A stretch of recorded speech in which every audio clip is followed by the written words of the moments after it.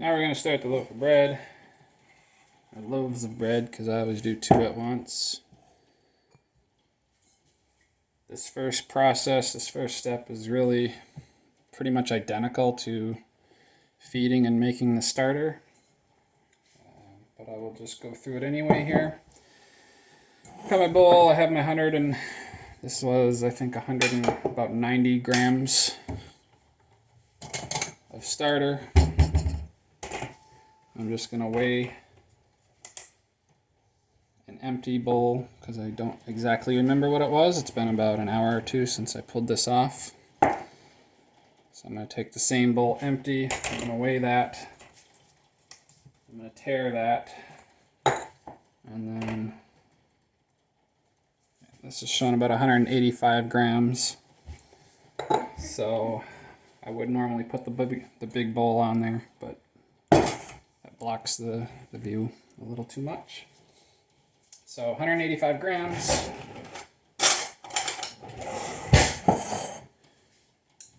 Goes in the bowl.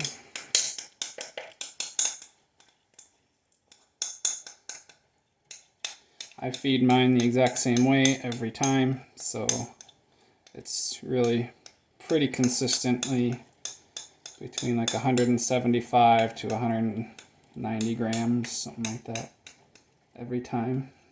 Usually closer to 180. Scrape all the good stuff.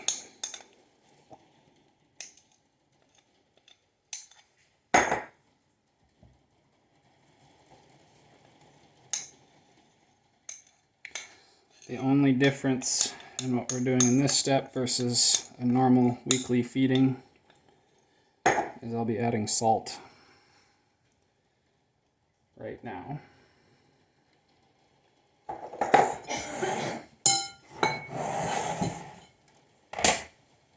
You need 185 grams of hot water. Once again, I use about as hot as my tap will come, 110, 115 degrees.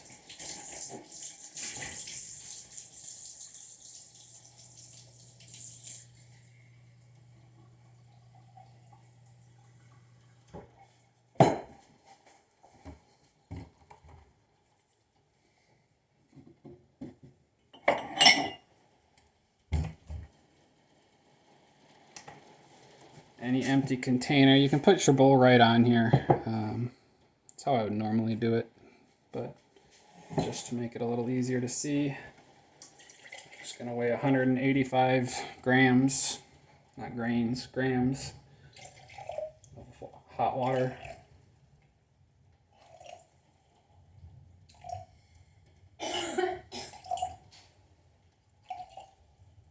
That's too much. Water's heavy. It doesn't take much to get too much. So I'm going to pull some back out.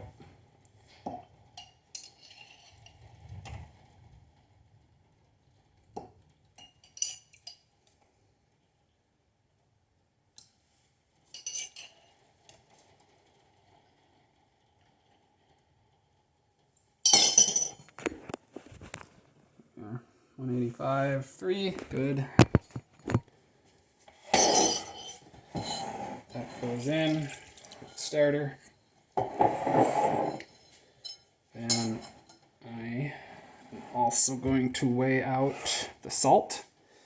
This is going to be a highly personal choice on how much salt to add. You don't necessarily need any for the bread to turn out, but it will not taste very good without it. But if you have dietary restrictions or just personal preference and don't want to add it or want to add less or more, go for it. I add about usually 12 grams of salt per loaf. Need a dry container. I like to use better salt than this, but this is all I have right now, just basic plain iodized salt. I usually try to use either sea salt or Celtic sea salt is really kind of ideal, but anything with minerals in it, the darker salts are really good because the yeast actually likes some of the minerals that are in those better salts. But, you know, plain stuff works too. So we tear that. We're doing 2 loaves. So I'm going to do about 20, 24, maybe a little more this time just for fun.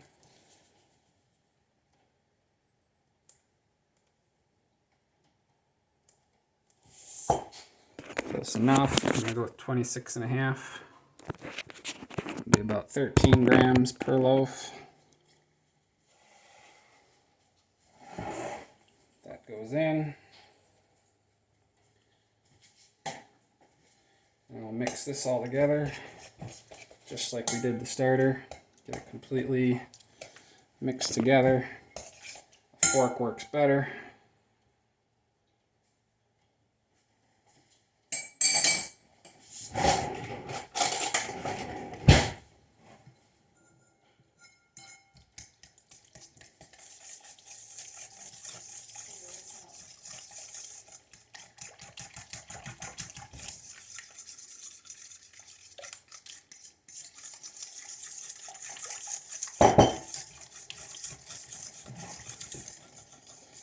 I would recommend writing down your numbers here because you're going to need to remember what they are in the next steps.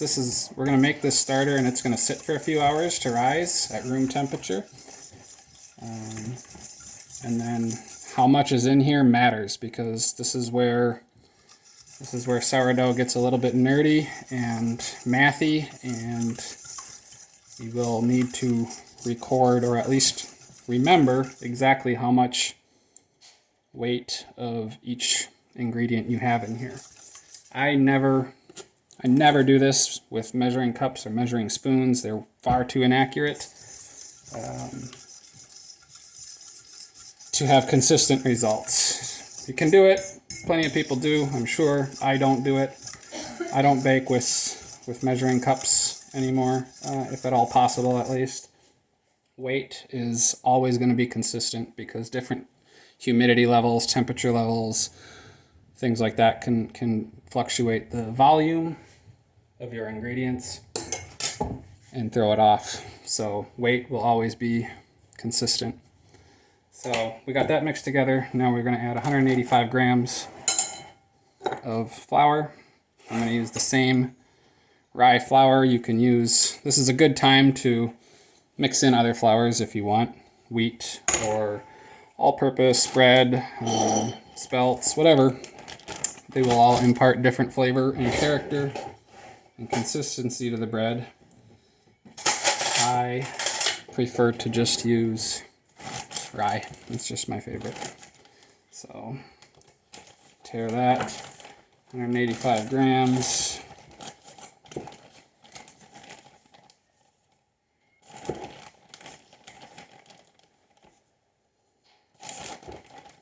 Is not going to fit in this little bowl I took, so we're going to go.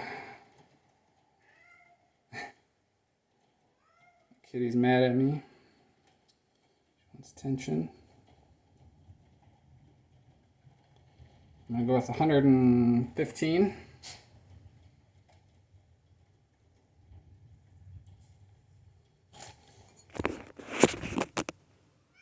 15, and I'll just add 70 more. Dump that.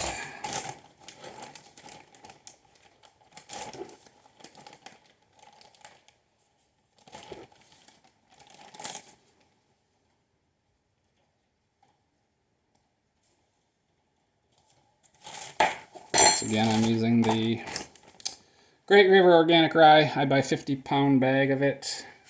Or I'm sorry, a 25-pound bag of it on Amazon, and then I break it down and keep it in the freezer in these Ziplocs. It keeps fresh that way for a long time. 70 more grams, so we have 185 of starter, 185 of water, and 185 of flour. Take my fork, plus we have the 12 grams of salt per loaf. This is going to be 2 loaves. 2 loaves. Mix, mix, mix. Once again, you should end up with the same consistency of about a creamy peanut butter, just like the starter.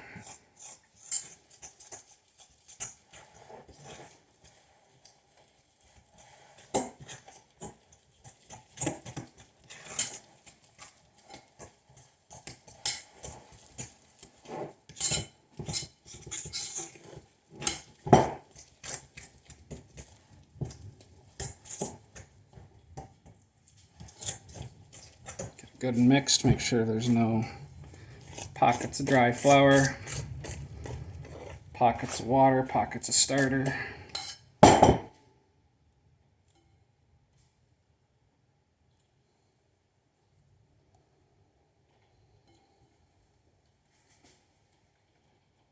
And I take a spatula and clean up the edges of the bowls.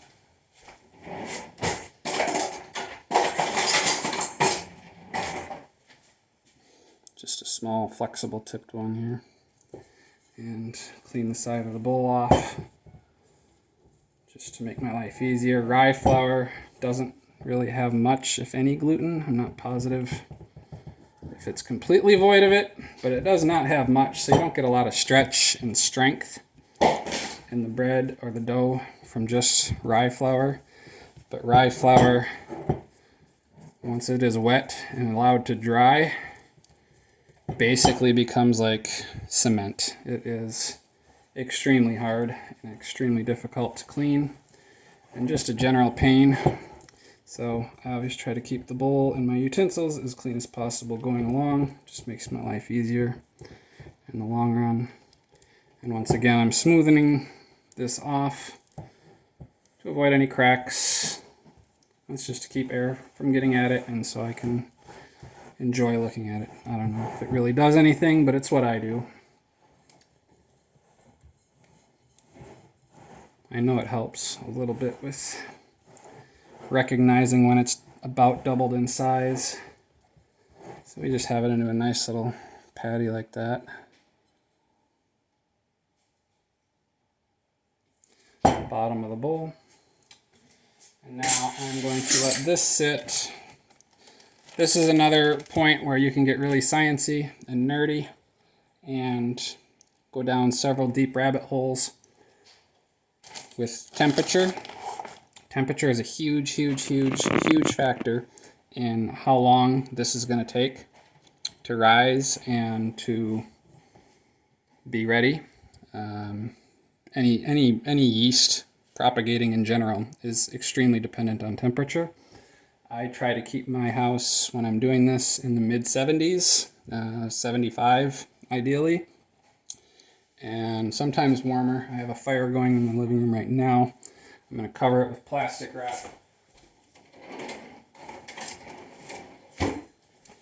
Keep the kitty hair off of it, bugs off of it.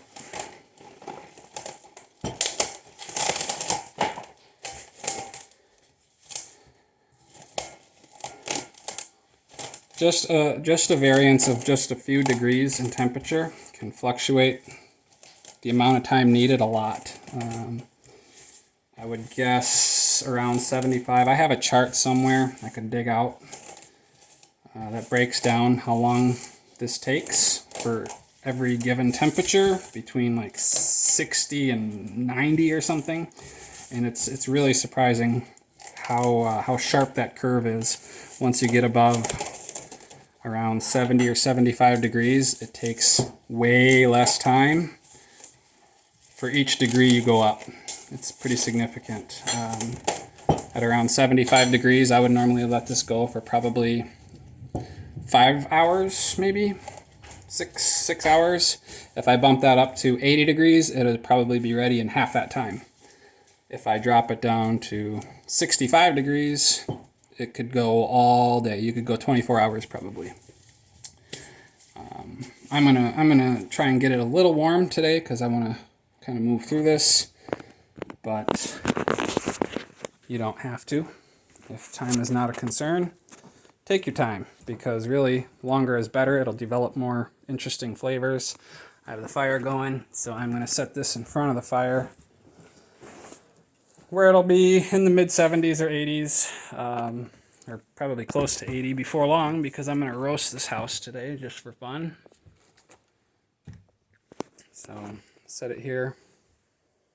And we're going to wait until this shows signs of rising up. You might see bubbles popping up off of it in a couple hours.